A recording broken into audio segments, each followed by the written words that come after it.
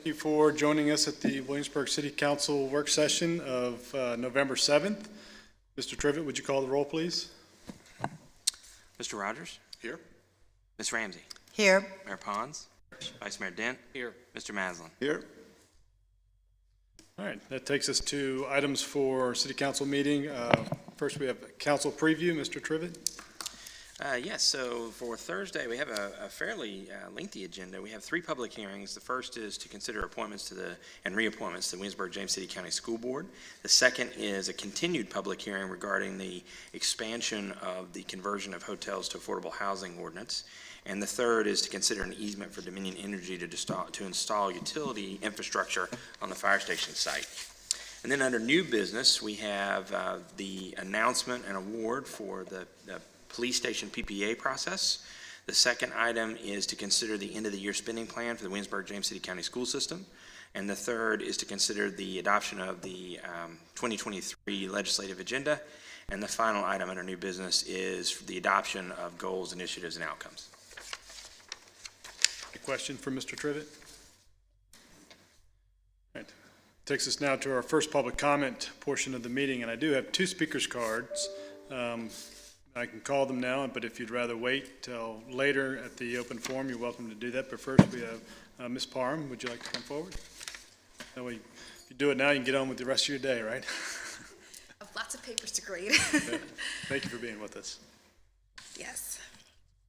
Good afternoon. My name is Alyn Parham. I am a social studies teacher in WJCC and the current president of the Williamsburg-James City Education Association, often known as WJCEA. On behalf of our association, we are honored to endorse Andrea Donner for the appointed seat from the City of Williamsburg for the WJCC School Board seat. The WJC Executive Board did reach out to all of the school board candidates, and we were very fortunate to hear back from 3 out of the 4 and have a Q&A session with all of the candidates. We were very impressed with the candidates that communicated with us and responded to our questionnaires. However, our membership results showed majority favor towards Mrs. Donner, as we were impressed by her thoughtful responses, and we are confident that she will work very hard for the City of Williamsburg and the WJCC community. Our association represents both educators and educator support professionals, like our bus drivers, cafeteria workers, aides, instructional assistants, custodians, administrative assistants, security resource officers, all employees in our division. Our members, students, and families, and fellow educators are looking for leaders to unite us around our shared vision of a high-quality public school education for all students in Williamsburg-James City County. We must have school board members who will listen carefully to those who are most impacted by their decisions. Thank you for hearing me today. Thank you. I have another speaker's card, Susan Hildem. Sorry if I mispronounced that. Welcome. You can state your name and address for the record.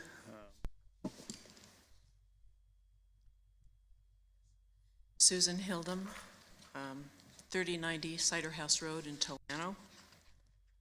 So, members of the council, I'm here representing the York James City Williamsburg NAACP as the Education Committee Chair. And I am here in support of Ms. Andrea Donner for the WJCC School Board. We have already sent a letter supporting her, but I came in person to emphasize our support. Ms. Donner has been attending school board meetings and is aware of the issues facing the school board. She has a particular interest in special needs students and will work to optimize special needs services and support parents who are navigating the system. She will work to achieve equitable outcomes for all students. Most importantly, she supports public education at a time when the institution faces significant challenges. Please appoint Ms. Donner to the school board for the coming term. Thank you. Thank you very much. Thank you. Would anybody else like to come forward? Seeing none, I'll close the public hearing and take us now to background presentations and discussion. And first, we have a presentation and discussion concerning the 2023-2024 goals, initiatives, and outcome development. Mr. Trivett?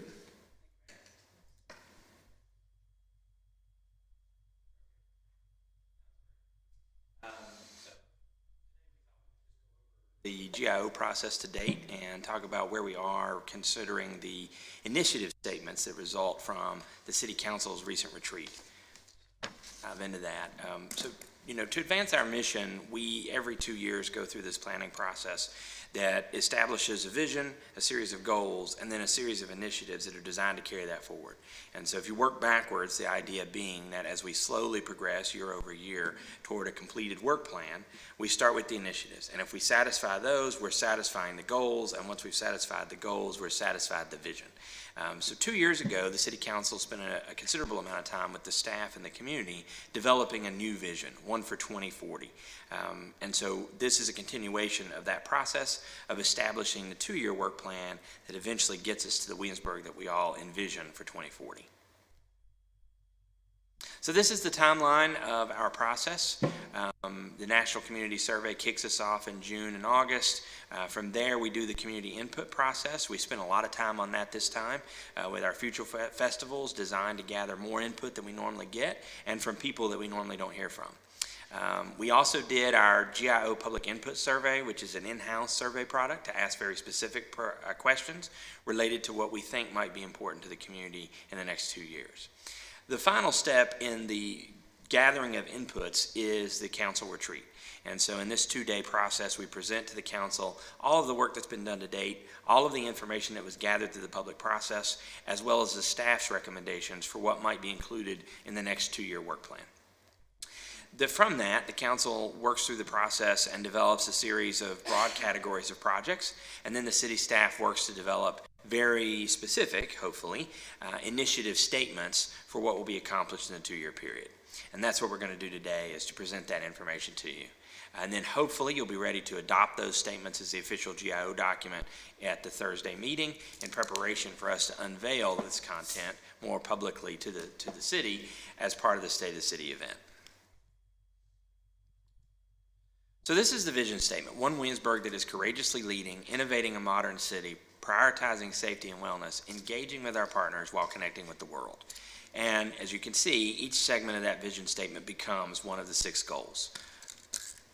The first one we'll consider is one Williamsburg. So under that category, we have a total of 8 initiatives this 2-year period. And I'm not going to read every single one of these statements to you. Hopefully you've had a chance to look at them all and decided whether or not they meet what you talked about at the retreat. We think we did a fairly good job of capturing what you wanted to accomplish. And so I am going to just highlight a couple. The African American Heritage Trail, CDBG rehab grants, direct loan program is one that I wanted to talk about. So this was a result of the Neighborhood Balance Program as well as the Affordable Housing Work Group to identify a process where we could offer direct loans to folks to make housing more affordable in the city. And so the initiative statement is identify a leading partner to help with the city establish a direct loan program that would assist income qualified homeowners or home buyers with home improvements and preservation projects in an effort to make housing more affordable. So one of the things that you'll notice as I go through a few statements in each one of the goal segments is that we tried to be fairly specific as to what we were going to accomplish in the 2-year period. And that's to recognize that last 2-year period, we were a little too broad, and that allowed people to decide for themselves what would be accomplished and then ultimately maybe be disappointed in what was done. Hotel to affordable conversion, this is one that's on your agenda for Thursday and today. And again, we're trying to be fairly specific while still allowing room for the council to navigate the discussion. I wanted to talk a little bit about Truth and Reconciliation Committee as a good example of some specificity about something that we're not fully done with yet. So we need to finish the Truth and Reconciliation Committee report, and at the same time, it was one of the recognitions that we had regarding the other work plans that you all had assigned us 2 years ago, is that when we finish this type of work group effort and there are recommendations, what happens next?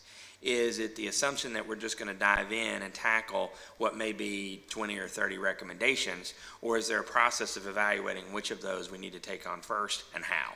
And so what this says is finish the Truth and Reconciliation Committee report and pursue 2 recommendations that can be accomplished in the immediate term.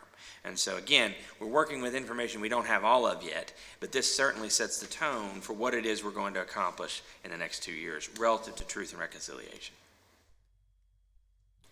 So then the next goal is courageously leading, and as you can see here, we got 5 initiative statements to tackle. The first one is one I wanted to highlight, and that's carbon emission reduction. This one says, develop the next sustainability ladder for organizational reduction of carbon emissions that includes public education and implement at least 2 strategies from the ladder. So hopefully you're seeing a theme here. It's not only finish the work that was assigned really in the last 2-year period, but also tackle the first 2 steps, whatever those may end up being. Talk about this one, reimagine K through 12 education. This is an example of one statement that really came forward through the Future Fest as well as our survey efforts. People were asking us to really dig deep into our current K through 12 process and not only look for ways to improve K through 12, but look for ways to better link it to the higher education and certification processes that are the next step in education. And so we've added that as an item for us to consider.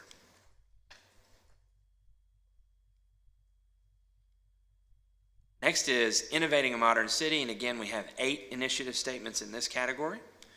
And the first one I wanted to talk about is that one, City Square Plan. So we've spent a considerable amount of time talking about this one. This is also an item that the Planning Commission focuses on every single year as part of their CIP review, and I think they're going to be satisfied with the initiative statement. Develop a master plan for the continued redevelopment of City Square, demolish and relocate the police station and public works yard, identify and secure additional office space for the growth of core services in the municipal building, and initiate construction of a 21st century library in City Square.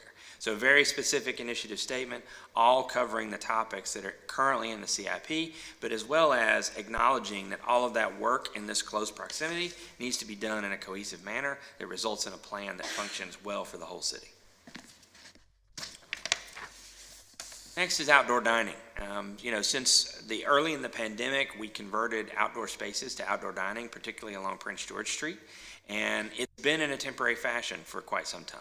It's now time that we convert that to a more permanent situation. It's not going to be permanent, but it will feel permanent. And so this statement is convert the successful temporary outdoor dining program to a permanent solution that provides necessary flexibility for restaurants and improves the aesthetics and function of the outdoor dining areas on Prince George Street. So we've worked hard to identify what that might be, and in the next few months we will be working with the residents and property owners along the Prince George corridor to make sure that we've got a plan that works for everyone, and then bring that forward for approval by the council.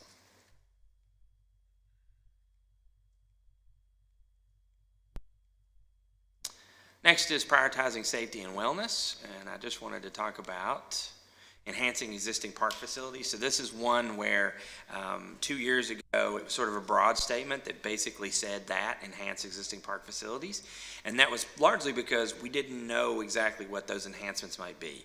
And the Parks Recreation staff spent a considerable amount of time evaluating what could be done to increase traffic at not just one but all of the parks in the city, including the passive parks. And that resulted in a plan of action that then translated into CIP projects and budget funding. And so now we can be much more specific in this statement. Begin the implementation phase of the comprehensive enhancements plan for the city's parks and recreation facilities to boost visitation by constructing public restrooms at Quarter Path Park and installing industrial dog agility equipment at Waller Mill Dog Park. So those are 2 very specific improvements pulled out of the plan, pulled out of the CIP process for completion in a 2-year cycle. Food truck policy is the next one.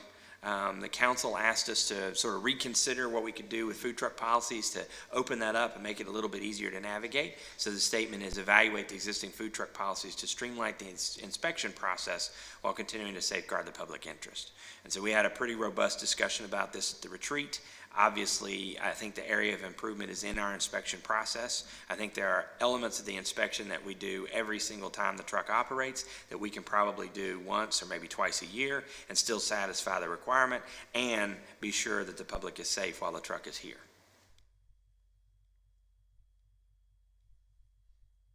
The next one is engaging with our partners. And as you can see here, we've got 6 goals to consider, and we're just going to talk about a couple of them. Cedar Grove Cemetery is a good one. We're going to complete negotiations with William & Mary to acquire property for the expansion of Cedar Grove Cemetery to meet 92 years of demand. So 2 years ago and 2 years before that, this was a GIO item, and it's taken us a little while to get through the process of not only identifying what the need is, but for how long that might last us in terms of our capacity, as well as negotiating with William & Mary for that expansion because they are the adjoining property owner. And we're very close to completing that negotiation process, so we're excited to see that Cedar Grove will have some additional capacity and how that might affect our burial policies. We're not advocating that people move there anytime soon. That's right, exactly. Let's all take our time getting there. Let's see. Regional recreational facilities begin construction of a regional sports center and initiate a secondary development opportunity such as an amphitheater, indoor performing arts center, or aquatic center. So at Future Fest, as well as our surveys, these are the topics that really did the best in terms of the number of responses that talked about them. Opportunities was a big word, but also amphitheater, indoor performing arts, and even the aquatic center were things that rose to the surface in the public's opinions. And then our last goal is connecting with the world, and we'll just talk about a couple here. We're going to talk about 15-minute city because probably the most talked about topic in all of the public input process, whether it was the National Community Survey, the local survey that we did, or the Future Fest, was improvements to public transportation. And they were really across the board. And so one initiative that has been taking the country by storm is the idea of a 15-minute city, having 15-minute routes for transportation, mass transportation in communities. And so our statement here is require Williamsburg Area Transit Authority to convert the Colonial Williamsburg shuttle route into a combined urban core route that connects the Colonial Williamsburg Visitor Center, Historic Area, and Transit Center with the Monticello Commercial Corridor, including pharmacies, grocery stores, and general shopping areas using a 15-minute frequency and electric bus infrastructure. I don't think you could be any more specific than that statement is as to what the city would like to see happen in the 2-year period. The good news is this is a process that we've already begun, and I think we already have support from the other localities to see this type of change occur. Bus stop improvements was another big one that sort of falls in line with public transit improvement. If you look around town, you'll notice that we do have a lot of bus stops that don't have a cover, they don't have a seat, and that results in people standing in the rain or sitting in the dirt. And I think we all agree that we can do better. Bus technology. Improve the way that we communicate what the bus is doing. So create a joint committee with Williamsburg Area Transit Authority to benchmark best-in-class route, arrival, and real-time bus tracking technology and to design and implement the new platform. So make sure that we're able to serve our citizens with the best information in the easiest possible way. Mega region. This is something that we have not been largely involved in, and it's time that we get involved. So establish a position for Williamsburg with the RVA 757 Connects Board of Directors in full support of the mega region concept and the success of the board's vision to improve the economic success and quality of life for everyone in the RVA and 757 regions. For years, there have been initiatives to bring the whole region together, all the way from Richmond to Virginia Beach. And there's a myriad of different organizations that are charged with one component of that or another. In the last few years, RVA 757 Connects has emerged as sort of the leader of that effort. And we think it's time for Williamsburg to be better involved in that and represent our interest in what is soon to be the mega region.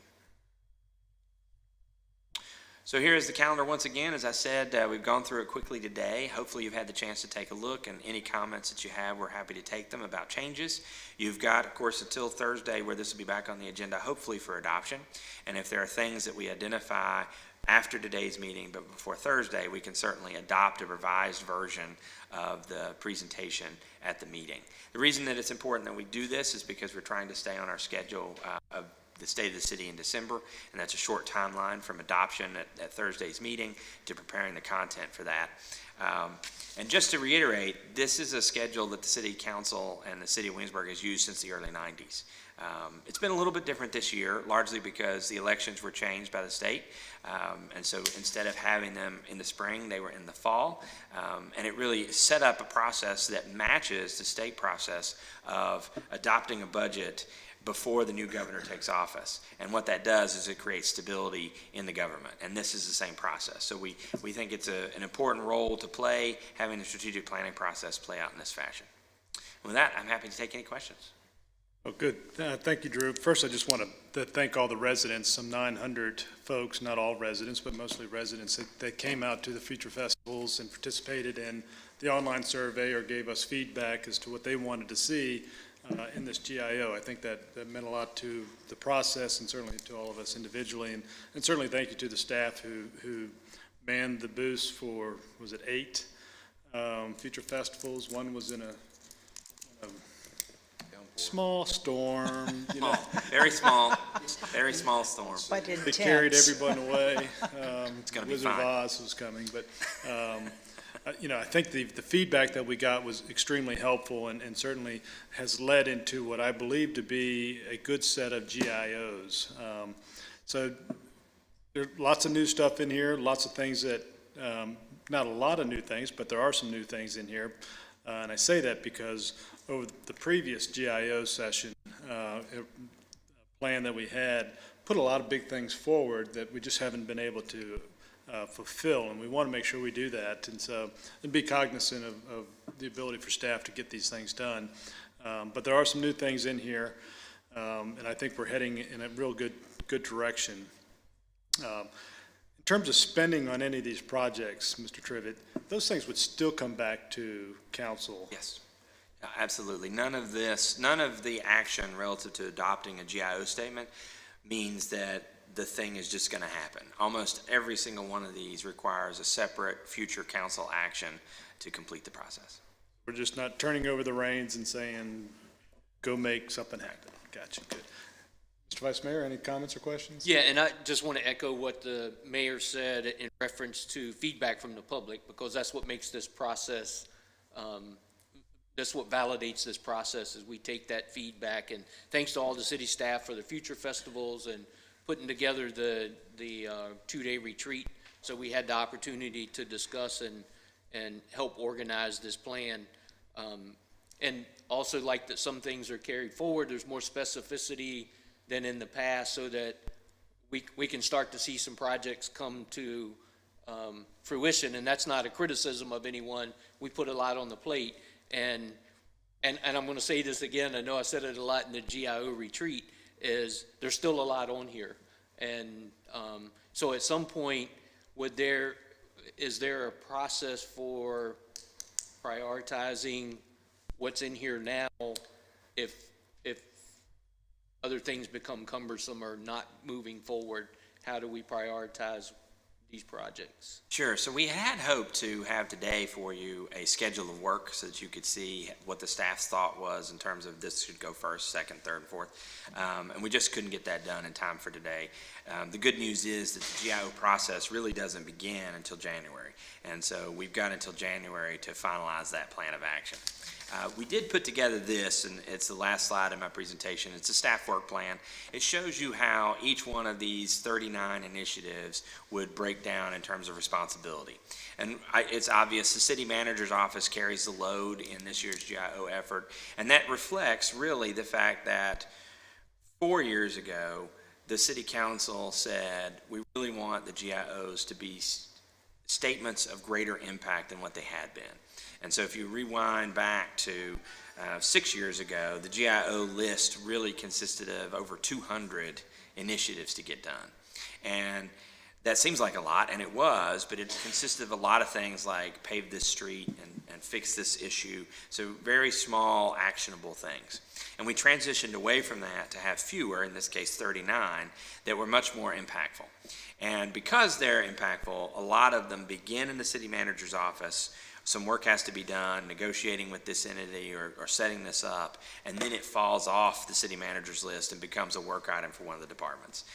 So while it seems like it's heavy on the administration side, it does transition down into the departments at some later date.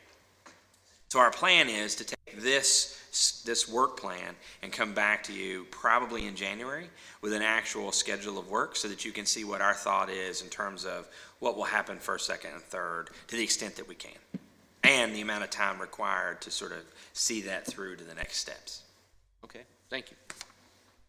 Yeah, thanks to staff for their efforts during the Future Festivals and also presenting to us during our two-day GIO retreat. For the public benefit, it's important that we recognize that the GIOs are aspirational. They represent a wish list advanced by members of City Council and staff without restrictions such as funding, staff capacity, and time commitments. It'd be helpful if Council could agree on what the top priorities should be for those initiatives requiring significant funding, staff attention, and time to complete. Thank you. Since I've been on, well, thank you for the presentation, and my comments echo what has been said before. I will say, though, that the process in late October was a far cry from my first GIO retreat, so I'm glad to see it not only streamlined, but also have a variety of ways of getting public input. And again, very appreciative of the staff. I know you all have a heavy workload, but I think that the staff wanted to participate in that way, or they wouldn't have done some of the crazy things they were doing, you know, shooting rockets and different things like that, 3D printing. And the only other thing is I think it needs to be understood, too, that a lot of these initiatives may get slowed down because of external factors. So, for instance, we talked about the African American Heritage Trail, and we're ready to go once we get some federal funding. So while that's on there with a lot of different initiatives, and there are others like the Capitol Landing Road, we can't go forward until funding that has already been promised or hoped for comes in. So it does provide a little gap for staff to sort of multitask in that regard. So, thank you. Thanks for the presentation, Drew. I do really like the format of this GIO cycle. We spoke earlier about how, even though we've pared it down from years past, sometimes huge projects would be put on there as just the title, and that it would then be hard to complete the sports complex, for instance, in 2 years in its entirety. So it's helpful to have a bit more specificity in what our goals are. I'd also say that I'm on the slide 52, this one, and while these look like a lot of projects, a significant portion come from some of the GIOs we've had in years past. So it's our hope, too, that we're seeing through Neighborhood Balance and the Workforce Housing Group and Truth and Reconciliation, which you've known about for years as well. The only question I have is that some folks may learn about the GIOs and our next goals through the presentation from council members. Can you at all talk towards our plans for State of the City, just as they stand today? Sure. So we did during the State of the City address used to be a formal speech that was done here in the council chambers, and what we noticed is that attendance was dropping pretty consistently. And so a former council challenged us to find ways to make that more of an exciting event that people would like to attend. And so as we began planning for that and came up with a strategy, we had the pandemic, and it made it impossible for us to get together and enact that strategy. So we pivoted and we did a video instead, and I think the video did a lot of things that we didn't expect. Number one, it allowed us to cover the material in a much more interactive and engaging way than just speeches here in the council chambers. We were able to show content relative to the topic that's being discussed, obviously is a significant difference there, as well as highlight locations around the city. And so as we exit the pandemic now and are prepared to do another GIO, it became apparent that that was the best medium. Another benefit to doing that video is that we can reach more people than just we can invite to come to the city council chambers or to a public meeting to hear the speech. And so I think this year what we're going to do is try to take both of those things and combine them. So we're going to have an event in early December. We're looking at December the 8th right now for that, and it will be a community-wide reception where we will make the presentation of the State of the City video, as well as at the same time simulcast that like we did 2 years ago so that people that can't come are able to watch it at home. And then, of course, it lives on beyond just that initial night, which I think is the real effectiveness of the video as a strategy. I think that'll be exciting. After seeing the last one, YouTube started to prescribe me other State of the Cities, which is usually a 40-minute address from the mayor. And you're a great pontificator, Doug, but hopefully that'll democratize people getting involved. Yes, thank So I'm looking forward to that event. Thank you. Okay, so we'll see that again. Again, thank you for all your comments, and we'll see it again in Thursday where we can add, change, or approve as we see it today. So thank you for that. Takes us now to presentation and discussion regarding the PCR number 22-015, the conversion of additional hotels and motels into affordable housing. Ms. Griffin. Yes, good afternoon, Mayor Pons and all members of City Council. At your last public hearing in October, you decided to table this particular topic and ask staff to look into some more information. So today, we're ready to provide you answers to your questions and also to give you some recommendations. So I just want to give you some brief history. In 2015, the city adopted the Planned Development Housing District, and the purpose of this adoption was really to rehabilitate underperforming hotels and motels into apartments. There wasn't any at that time, discussion about affordability. And the first one that was done came online in 2017. This was the Flats located at 620 York Street, and then 2020 Willow Creek at 216 Parkway Drive. In 2021, the Affordable Housing Work Group recommended expansion of the PDH district specifically to look at affordability and to provide affordable housing units. And they specifically thought that there could be a creation of around 843 affordable housing apartments. Specifically, this was to target, they felt, a deficiency for extremely low and very low income categories. So this slide and the next slide will give you a comparison of what's currently in our zoning ordinance for the PDH district, and to also give you what's proposed from staff. And this proposal was prior to what you all, the information that you asked us to look back into and to do some research. So I do have some different recommendations later on in the slideshow. But first, right now, the PDH district is only in the B2 zoning district, and the expansion would be to include the B4 zoning district. Currently, they are limited to 150 units in the city, and the proposal is to expand to increase by 200 units post-conversion, and this simply means that the 200 units are actually the apartments and not the hotel units themselves, for a total of 350 units citywide. Currently, there is no restriction regarding where these can be located, and the new ordinance would propose that properties adjacent to Richmond Road would be excluded. The current ordinance also has a list of considerations, and I'll just read these very quickly.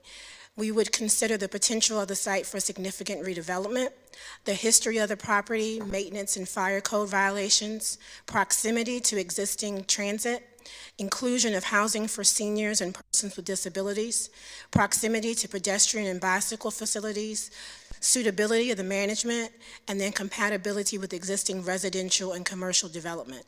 Now, this is what's currently in the ordinance. Staff is recommending to add impact to city services such as schools, human services, fire, EMS, police, and transportation, and also proximity to parks and or outdoor recreation facilities or on-site amenities that a developer would want to provide. Currently, the ordinance requires no more than 2 adaptive housing facilities. What we're recommending is that you would allow no more than 5. That would be only 3 additional. The current ordinance allows for efficiencies, one bedrooms and two or more bedrooms, and staff is recommending requiring at least a 20% of the housing units in each adaptive facility be two or more bedrooms, 20%. Right now, there is no affordability criteria, and we're recommending rents would be affordable to households with incomes at or less than 80% of the area median income, and that property owners would provide an annual affordability report to the City Department of Planning and Codes Compliance, and they would verify affordability. And this would include, and not limited to, the number of units, the job sector in which the tenants work, the number of tenants that meet the affordability requirement in the ordinance, the unit bedroom type, and if the unit has students. This just gives you a breakdown of very low income, extremely low income, and low income. Just wanted you to see what this looks like. And again, the Affordable Work Group suggested that these particular units would help people that were very low and extremely low. This gives a list of the current hotels and motels in the city. And these are 13 of the hotels that we believe should be considered for conversion. There was a question, I believe, from Councilor Ramsey regarding this first statement, remove properties with obvious redevelopment potential. Those weren't additional properties. What I was trying to get at here is that in removing CW properties, downtown properties, and Richmond Road properties, we felt that either they were new or had redevelopment potential in some instances and were not included. So these were not additional. Now, what we were asked to do was to look at the 5 challenges that were brought about in the Affordable Housing Work Group. And the first one was reduction in commercial properties. And what we know is that 88% of the properties in the city are developed and 12% are not. Of those properties, the land use for commercial is approximately 383 acres, and 6.49% of property in the city is commercial. Davia, I'm sorry, can I interrupt? Yes. So you say 88% is developed. That's of the developable.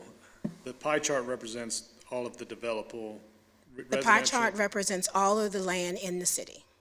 Okay. Whether it's developable or not. Whether it has been developed or not. So 88% of property in the city has some use to it and it's not vacant. Undeveloped is vacant property. Okay, Okay.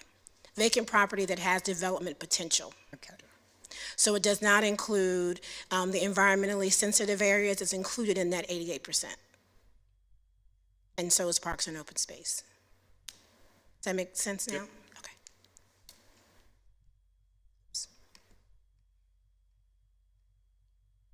So this next slide gives a scenario. So first, I want you to remember that the amendment is only recommending no more than 3 new housing facilities be converted.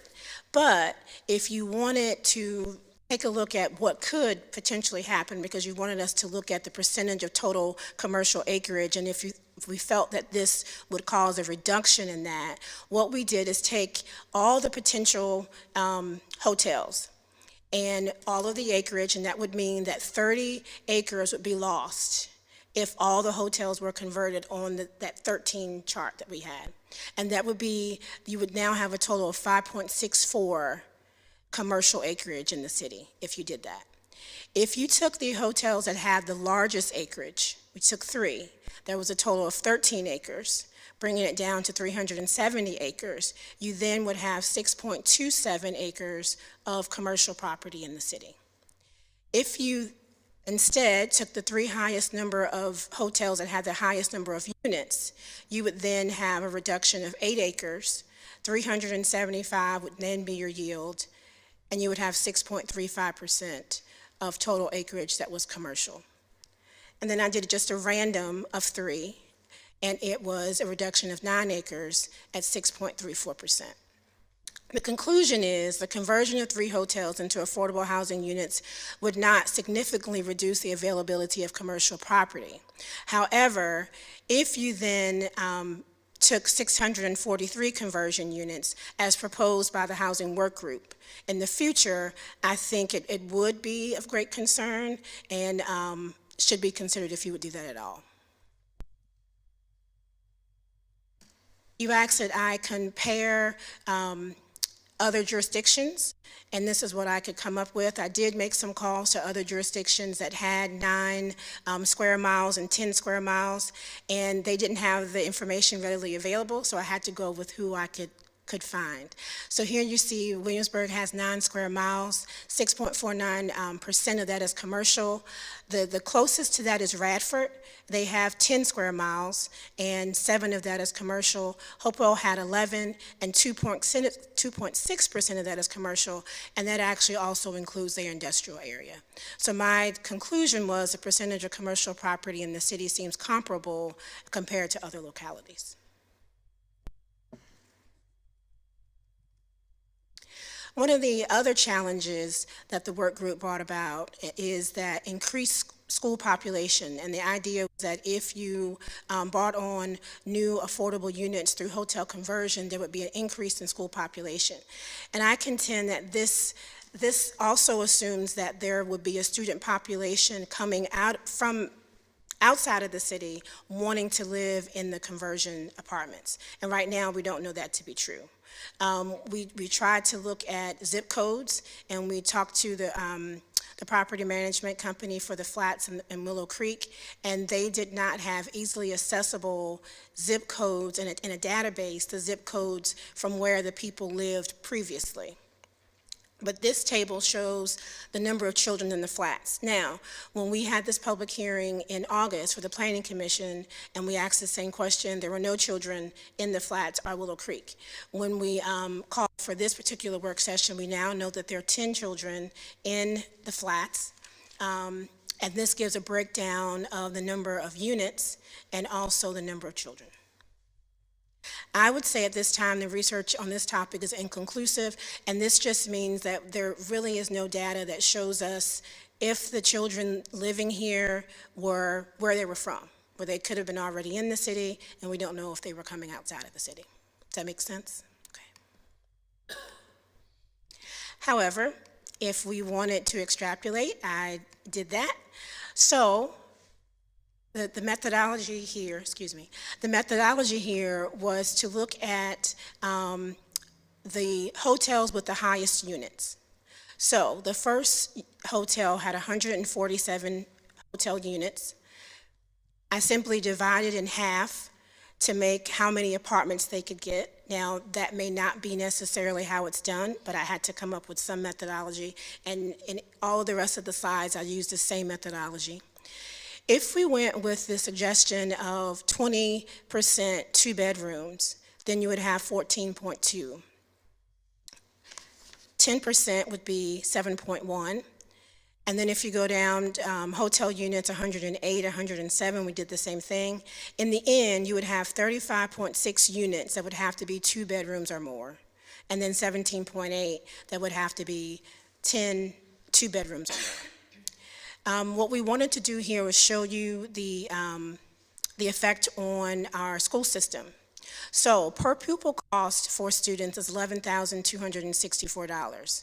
Total per year, if we took 26 children, would be $292,864.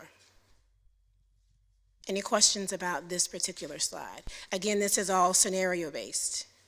And just to reconfirm, we don't know that any children who might be moving in would be coming in from external, or whether they would already be living in the city of Williamsburg and going to WJCC, just moving That's locations. correct. That's correct. Oops. So the next slide here, I actually combined 2 challenges. The next challenge was community and adjacent property owner acceptance. Here, I just wanted to bring out that this particular request would require a public hearing for rezoning to PDH and also a public hearing for a special use permit. At that time, adjacent property owners will be provided a letter saying that this particular developer wants to rezone their property and that they're asking for a special use permit. Over time, there would be at least 4 public hearings that they could take part in. We do know that these properties are underperforming hotels, and the reinvestment can be an improvement to the community. So we don't know really that adjacent property owners would complain. They may actually think that it's something positive. And then also we know that this renovation will require a improved building because they would have to meet current building code standards.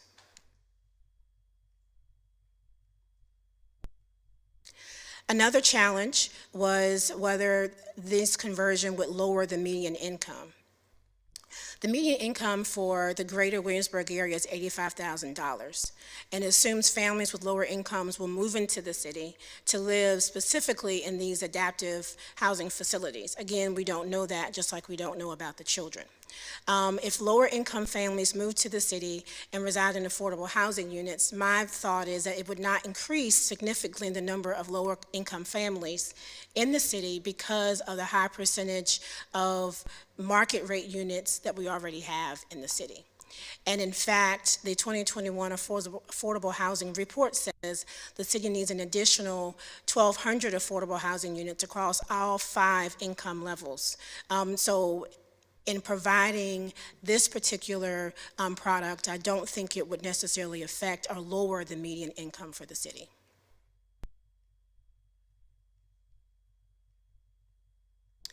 You asked me to do a rent comparison. Here you have the rents for the flats in Willow Creek. It's by unit type. I've also provided you the number of units. For the flats, the rent includes water, sewage, trash, and gas.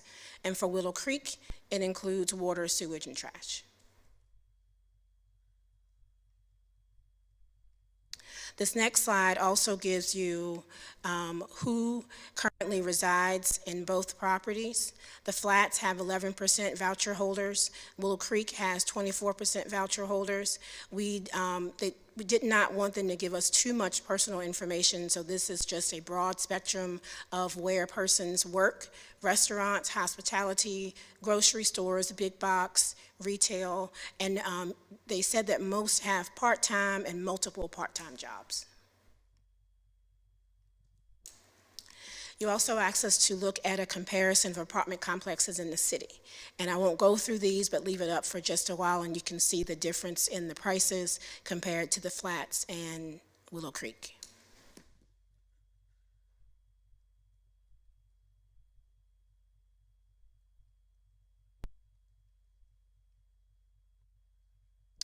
There was a question about property values and whether hotel conversions would decrease the property values of adjacent properties.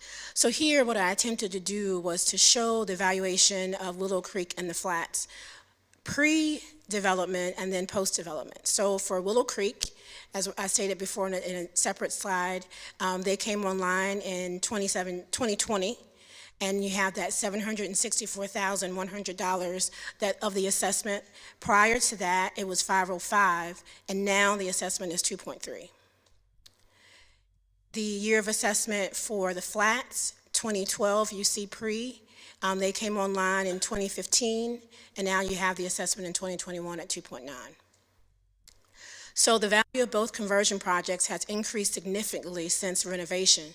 Additionally, properties adjacent to each facility have seen increases in valuation. I did not include that, but in my research, I did a search of all of the properties around, and all of those properties also increased in value.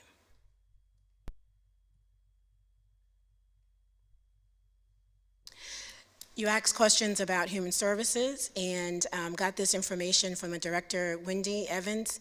And what she has provided us here are the last 3 months. And these are the number of requests for housing assistance. And housing assistance can refer to any request for financial assistance and can include rent, utilities, deposit, and hotel and motel nights. One thing that I thought was important that she brought out was that 75% of families that have asked for this assistance are employed. Okay, so only 25% of these families are not employed. So for the month of August, just to give you an idea, there were 60 requests for housing assistance. There were 37 requests for motel assistance, and then 14 of those requests for families requested assistance. And then she gave us a breakdown of the household size of those families.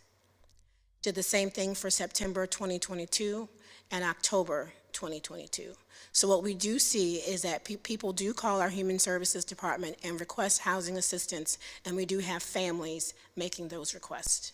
And she's here to answer any questions that you may have, but from her and our conversation, she did say that families are referenced to the Willow Creek and Flats. You asked about the impact to fire and EMS, and I received a statement from that department. There has been no significant impact on services since the conversion of Willow Creek and the Flats. Calls for services are higher in hotels and apartments and townhouses, especially during 2020 and 2021, and they really felt like this was because of the COVID-19 and the restrictions when they were lifted. The highest calls for service of apartments and townhouses are actually along Merrimack Trail, and the comparison was done from High Street and York Street. And then assisted living independent facilities actually have the highest calls for service, and their calls over the last 4 years have been an average around 10%, and that's higher than conversions, hotels, and apartments. Impact to police. Again, fire is here in case you have questions to answer that you want to ask them. Impact to police calls to service fluctuate from year to year in conversion properties. They do anticipate a slight uptick once the property is converted. And the reason for this is that sometimes citizens are less tolerant of issues in their community from permanent residents versus transient populations. And the police are here to answer questions if you have any.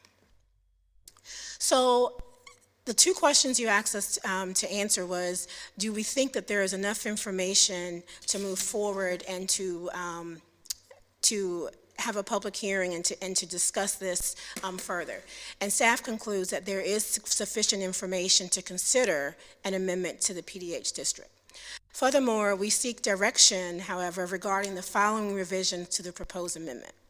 And the reason why we're seeking direction is based on the questions that were asked of us, and also based on the one-on-one conversations that we've had with some members of council since the meeting. So the first is the total number of units to be added for conversion. As I stated before, we were recommending 200 units, but based on what we've heard, there seems to be interest in reducing this number. So staff would recommend, if you would consider this, to increase the affordable units instead of 200, only by 130, and instead of adding 3 additional facilities, you could add 2. This decreases the units by 70 and 1 facility from our original amendment. The next is the mix of bedroom types. Something that continually came up in conversations was a requirement for the 20% of housing units to be 2 or more bedrooms. The reason why we gave that is because we really feel that affordable housing is something that families need, and that was proven in the human services slide. And we don't feel that we should leave that up to developers to provide that, but it should be something that the city requires. But realizing that that may seem like a large percentage, we're suggesting that that be 10% instead of 20%. We would also recommend having this public hearing in December. And the reason is that there's been a lot of discussions about this, and we want to make sure that citizens have the opportunity to review whatever comes out that is new, and they would have time to do that and not feel that that was rushed. So instead of having the public hearing on Thursday, we recommend that be postponed to December the 8th. This concludes my presentation. If you have any questions, I'm happy to answer. I know that was very long. Ms. Griffin, thank you for all the additional information. I think you answered a lot of questions, and I think for me particularly, one issue that you helped me understand better was the land mass in the city dedicated to commercial and what this impact would be, and seemingly it's pretty negligible in terms of percentage of commercial real estate. Now, where that parcel is, one parcel may be different than another parcel. But I want to go back real quick and just, we talk about the number of two-bedroom units. Yes. And, in my experience in looking at the properties that would be available for consideration, whether it's 10 or 20%, really is not going to move the needle a lot. If we end up with a 50-room apartment complex, if it's 10% versus 20, it's maybe adding 1 or 2 units. But I think missing in this is the conversation about one-bedroom apartments. Because in theory, a developer could come in and offer two bedrooms and 50 studios. Okay. And I think that doesn't answer the question about the need for housing for family.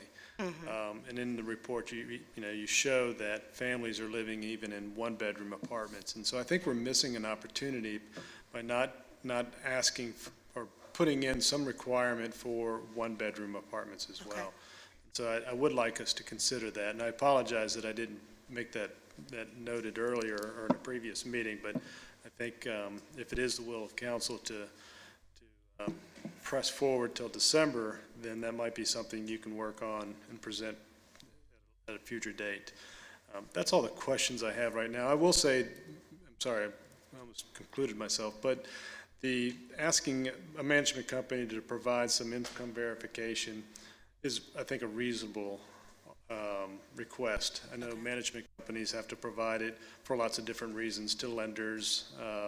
For example, if you get financing from VHDA, which is based on some affordability, they have to make certain reports. So that's not something that's too cumbersome, I think, for property managers and owners. So, Good. Mr. Vice Mayor? Thank you, Ms. Griffin, for the presentation, and more importantly, for your time and Ms. Shelton's time to meet with Councilwoman Ramsey and I to discuss this after our last meeting and to answer some of our questions, and for the research that you've done. As the mayor stated, understanding the commercial property reduction better has been very, very helpful for me, and I'm sure for the community. And as you pointed out, if it's 2 or 3 additional properties that we allow now, it's not an impact, but it's something to certainly consider in the future moving forward as we move into another phase to meet that housing demand, that we have to be careful about that percentage of the commercial property. Also, I think the school information you provided, while there's not a lot of data to say it's concrete, but just to realize that there could be an additional cost for the school children. But I think one thing, originally we know that we have some families living in hotels now, so hopefully they would have the opportunity to move to a converted apartment, so would increase our student enrollment, but just take those kids from one location to another. But it's good to see that there's the cost of additional school children is being considered. I do think that, however, to the mayor's point, however we craft the language to have a variety of rooms, but I do think there needs to be some percentage of requirement for 2-bedroom, because as a developer, if you're not required to do something in the 2-bedroom area, then chances are you're not going to offer 2-bedroom because you can get more units through the conversion. So I think there needs to be some type of requirement for 2-bedroom, and again, how we address the efficiency units over 1-bedroom, I think is a concern that the mayor brought up that is valid. One of you talked about the families, and early on you talked about trying to address the very low income, and if those families moved into the city, it's not going to, it doesn't look like it would impact the lower median income But I wonder, and maybe Wendy could speak to this, that those lower income families, typically if they move to the city, they're more than likely, they're going to require additional services outside of housing from human services, which there's a potential cost to that as well, and impact on that department. Yeah, sure. I mean, there's benefit programs that are offered through the state and through our department. So, SNAP benefits for food assistance and Medicaid, those kind of programs, very low-income families would qualify for.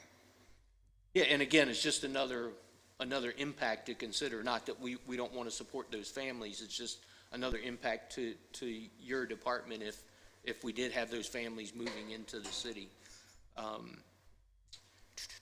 I think that was maybe all I have for now. Yes, that's all I have for now. Thanks. Basil? Yes, thank you for your great research and meetings with many of us to understand other ways to maybe do it. A couple questions. The staff report number 4, page 2, number 7 says require adaptive housing facilities to address housing affordability by renting units at rent affordable to households with incomes at or less than 80% of the area median income, et cetera. Now, my understanding is that this proposed ordinance does nothing to limit rent. This is not a rent control ordinance? That's correct. This is not a rent control ordinance. So should that maybe be reworded a little bit? Rents must be affordable to households with incomes at or less than 80% of area median income as defined by the U.S. Department of Housing and Urban Development. So your suggestion is to change that language? Yeah, I think it may be misleading to the public because this is not rent control. We're not telling the developer or the owner that they cannot rent at market rate. Is that correct? That's true. And rent control is usually when someone can rent a unit, say they rented in 1986 for $500 and they move out in 2020, or they don't move, and all that time, no matter what, their rent remains at $500. So this is not rent control. This is just saying that the rents for this particular property would fall within this particular income bracket, which is different We don't than- know what the rents are going to be because. No, we don't, at this point. I think that needs to be clear. We're not telling the developer what the rent should be, Okay. correct? But on the other hand, we're telling the owner what the maximum income for the applicant pool. Mm-hmm. So could we have a disconnect where we're not allowing some of the applicant pool to actually make enough money to pay for what the market rent ends up being? Can you reword that question? So let's say we've got the applicant pool is limited by their income, right? But the market rent moves up higher than what their income bracket can afford. Do we then have a disconnect and we might have vacancies that we can't fill? So I don't think that has been the experience with either of the two projects that you have. If you look at the chart that Ms. Griffin provided to you, the rents at the Flats and Willow Creek are within market, and there are a lot of things that are impacting market. Also, we are required, when we adopt affordable housing ordinance, to define what we mean by affordable housing, and so we have to have a definition of that. The purpose of this consideration is to provide affordable housing, so that necessitates that definition. Well, so if we agree that the first two pilots were successful without this language, that would be one of the questions. Why not just continue that? Why add all these other requirements that tie the hands of the developer in terms of that? But that was one question. The second question is, we're definitely looking for housing across all the sectors. And we want affordability for the tenants, but we also need to make sure that the project's financially viable for the development, so the landlord has enough revenue to properly maintain the facilities and build funds for capital improvements. Is there another approach worth considering, since this is a special use permit that would come before the city council, whereby on a voluntary basis, the owner requesting a hotel conversion would say to city council and planning commission, hey, we recognize the need for affordable housing. These are the parts or the sectors that we're going to be able to positively impact, and this is how we're going to do that. And allow the developer to have a mix in terms of unit type, a mix in terms of amenities, a mix in terms of rents, so that, you know, it's more a more inclusive project, rather than just people that are below a certain income rate. If we can have, you know, a variety in terms of rent revenue for the landlord, will we end up with a facility that is better maintained and improved over time? So that's a rhetorical question. Thank you. So this is a big topic and lots of considerations. And like the Vice Mayor said, thank you for your time and answering many of the questions and concerns that we had. I, for one, appreciate the fact of reducing the two bedrooms from 20% to 10%. I think that's more palatable for developers, but that does open the door of thought, like the mayor said, that if we have a requirement for 2 bedrooms, then what's to cause a developer from saying, well, I'll just do all the other studio and have studio in 2 bedroom. So I think it is worthwhile to consider having a requirement for 1 bedrooms. As you said, unless you make it a requirement, oftentimes the developer's not likely to do it on his own because they are looking for more profit, and the profit does come from the number of units. So I appreciate that. I also appreciate the information on the reduction of commercial property. And even though it's a small percentage, we do have to take into account that it's pretty much in 2 areas. You know, looking at the 13 properties, 46% of those properties are on Capitol Landing Road, and I think it's 23% are on York Street. So that would be something to take into account as we look at each special use permit. And I just want to reiterate for my own part, some of the things that you mentioned to us about a special use permit. Yes. As far as factors, because that was one thing key to me about how do you determine who gets approved and who gets denied. So if I understand it correctly, some of the factors would be a location would be a consideration, but not specifically where. Mm-hmm. The number of rooms, but not a specific number. Configuration of the property, but not exactly stipulated. So some of the things might be whether they have 1 or 2 stories, whether they have interior or exterior entrances, whether they include dining facilities, things that you would normally see in a hotel, which would have some redevelopment potential, but not in an apartment. So I'll answer that and just take a look at your screen. So right now, these are the considerations for hotel motel conversions under current ordinance. The proposed, we would add these, but then just a special use permit in general, right. We have to take several things into consideration. Comprehensive plan, recommendation, the land use plan, what adjacent property owners say about this, impact on traffic. So there are several things that are outlined in the zoning ordinance for a special use permit that have to be answered before the staff can recommend approval of that. In regards to this criteria, my vision would be that we would have a checklist, and that checklist then has a scoring. This would be something internal for staff, and we would then make a recommendation to the Planning Commission and City Council based on that score from that checklist for each apartment, each housing conversion that comes before you. And thank you for clarifying that. That was something that I had missed a little bit the first time through, so I just wanted to be sure that all of those conditions of a special use permit would be checked off, Yes. as you say. Yes. And so I mentioned about the one-bedroom, and as far as Mr. Maslin was saying about rent controlled, you commented that rents cannot increase in a rent control, but in the case of these, the rents would be able to increase as income levels, the AMI, and all of that changed. We have no control over that. That's correct. And I think that was the only thing that I just wanted to touch base on. So, thanks. Director Griffin, thank you so much for really running this to ground. This was an incredibly informative report that was very helpful to see.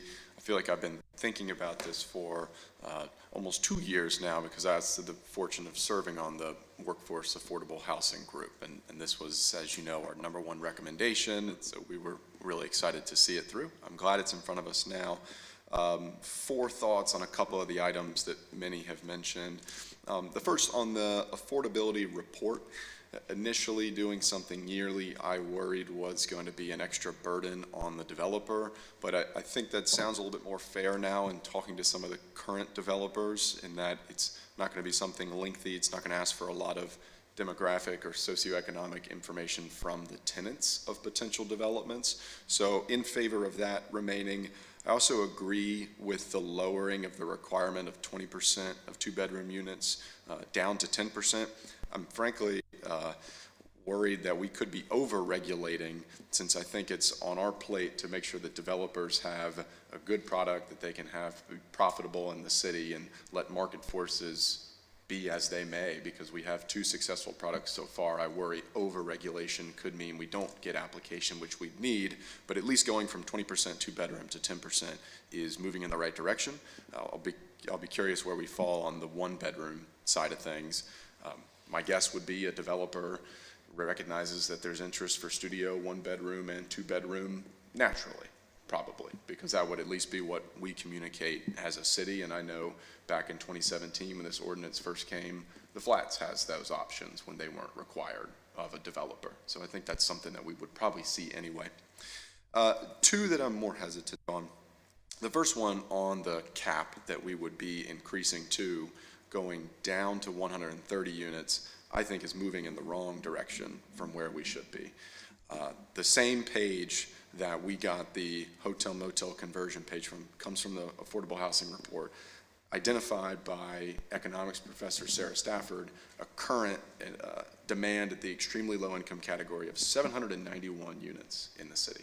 That goes up to a little shy of 1,000 by 2040. Obviously, this development isn't going to be entirely focused on one part of our socioeconomic spectrum, but I think we have to realize there is a serious demand already for these units, and if we tamper down what's allowable, the last time we created this cap and this program was in 2017, 5 years ago.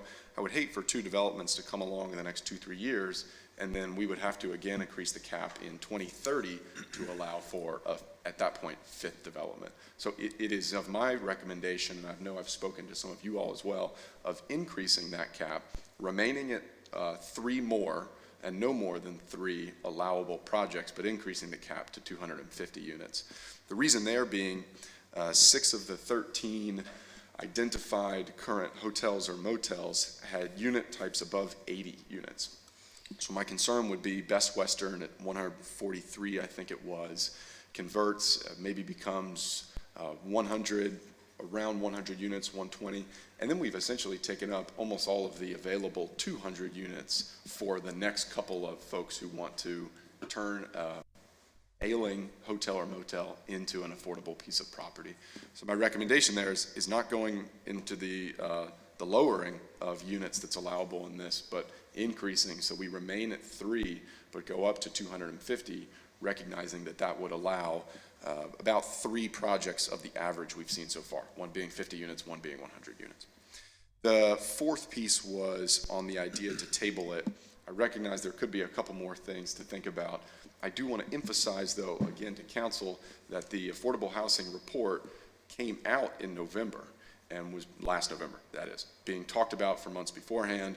Planning Commission has obviously been considering this for half a year, if not more. So we've had iteration after iteration to look at this and to ultimately decide on it. I think it's high time we end up going ahead and considering and voting upon a new ordinance or a change to our current ordinance. My preference would be we try to hash it out in the next few days and go ahead on Thursday, because we know that there's developers just waiting with a project ready, with attorneys ready to represent them for the city. They're just not able to right now. So that's feedback on 4 of those pieces. Thank you again for your work. So, thank you for your comments, everyone, but going to you, Mr. Rogers, we went from 200 to 250, but we still limited to 3. Just looking at the numbers, I don't see that we could actually pierce that 200 number regardless if we remained at 3 properties. I think that would be a challenge. So I don't know what the real benefit of that would be. Yeah, my hope there isn't to then encourage we should have 3 developments all at 80 units, let's say, but just so that we hopefully don't get to the point where we have 2 units, one at 100, one at 70, and then no one's going to do a 3rd development with 30 units left. It is absolutely, though, the wrong way to go down to 130. Okay, and I respect that. But I think part of that conversation kind of goes to some of my concerns about what properties ultimately we would allow to be converted. Because when you look at the Best Western at 351 York Street, it's an interior corridor property with, food and beverage establishment there. It may not be performing at its highest today, but I would argue that, the visitation to Williamsburg has been in decline. But we've made significant efforts in planning to turn that around so that visitation to Williamsburg grows back again. And just as I sit here, that would not be a property that should be converted, because it is on the doorsteps of the historic area. There's lots of reasons why that should be remain as a hotel, and that site should be remain available for a hotel, whether it be redeveloped or something of that nature. And once you convert it to apartments, then the opportunity gets a little harder. So that's just kind of a lingering concern of mine of, is how do we scientifically be able and make a compelling argument. We can make any argument we want, but we don't want it to sound arbitrary when if we have to deny an applicant coming forward. And so I'm a little fearful, because some of these properties are ripe for redevelopment and are in perfect location for new opportunities once the market changes. And I think that's all of our aspirations, and that's part of why we have a vision for the visitor center site, to help change that around. May I ask one question? Ms. Griffin, you mentioned having a checklist. Is that something that would come after the ordinance is passed and have available for potential, once we knew that someone was coming forward? So the checklist simply would be my vision would be something internal that would be used just to rate the criteria that's already in the ordinance, and then any new criteria that you would approve. So it wouldn't be anything outside of the criteria that's in the ordinance.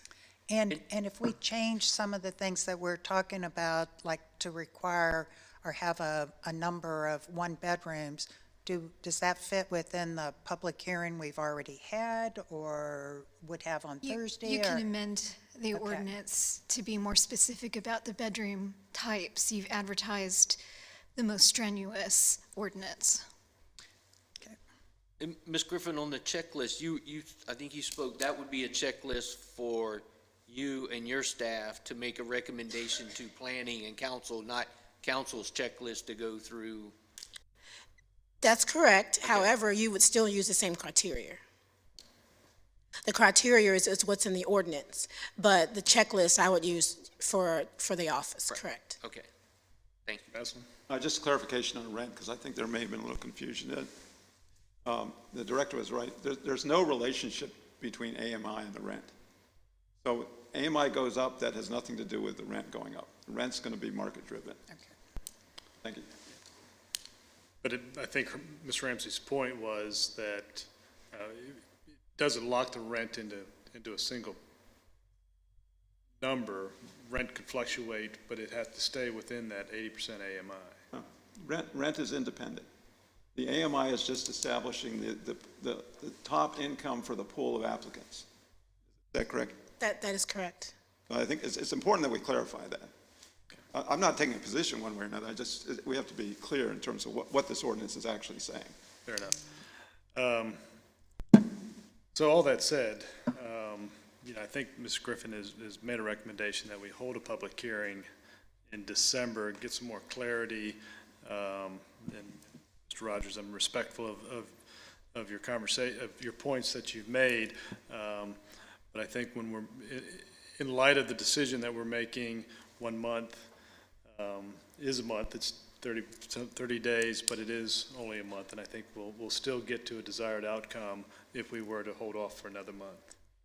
Yeah, and I agree with that, and I too would like more time to consider and discuss the, going in the opposite direction with the number of rooms, and because in looking at it, I didn't even think 3 projects would get us, in my mind, 3 projects that would come forward would get us to the 200.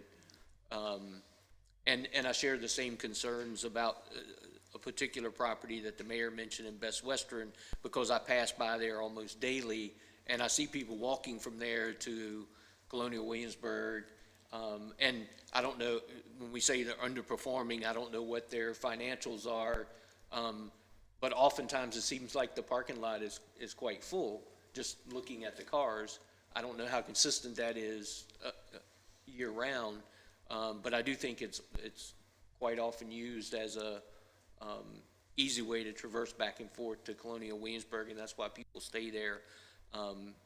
So I couldn't imagine in my mind that Best Western even coming forward to want to convert, and them having the highest number of rooms. But I agree with putting it off until we can discuss all of the things that have been brought up today, and Ms. Griffin's got some more work that she wants to do and present to us before we make a decision.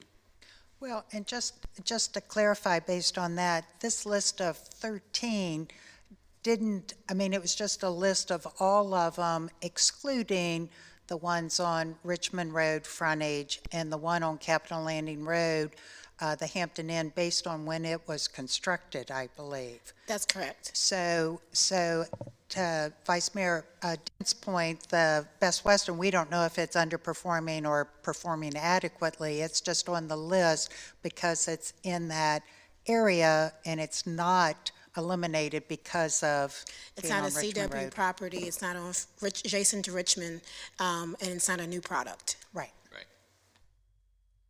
Ms. Shelton, if we wanted to hold this off, the public hearing until December, would we take the public hearing scheduled for Thursday's meeting off the agenda? Yes, you would need to table the public hearing like you did the last time. And we would have to do that Thursday. not It would be preferable if you did it on Thursday. Okay, is there any more conversation to be had?